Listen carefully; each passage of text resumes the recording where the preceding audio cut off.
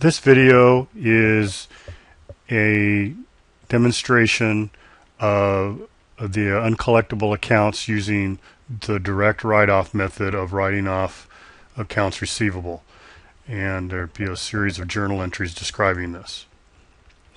My first journal entry is Richard Ellis purchased $500 in merchandise on account, terms N/30. We would debit accounts receivable Ellis and credit sales for $500. Now the only reason we're putting Ellis behind the accounts receivable name is because this will help with the subsidiary ledger so that they know which customer to attribute this $500 to.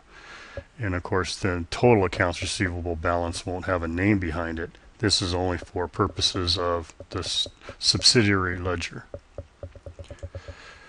After 6 months, the Ellis account was written off as uncollectible. Under the direct write-off method, we debit bad debt expense and credit accounts receivable Ellis $500. Next example says David Sands purchased $280 worth of merchandise on account, terms N30. We would debit accounts receivable and credit sales by $280. Nothing different than what you did in in the merchandising chapter. The next one says we received notice that David Sands had filed for bankruptcy, therefore his account was written off. Filing for bankruptcy, of course, would serve as proof that the account is uncollectible. So again, we're going to debit bad debt expense and credit accounts receivable $280.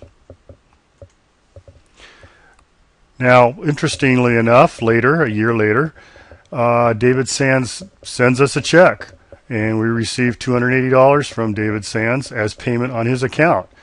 Now, we've already written it off, so this is going to create another series of journal entries.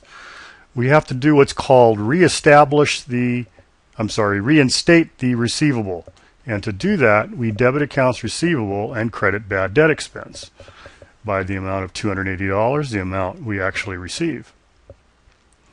Then we can record the cash receipt and debit cash and record and credit accounts receivable.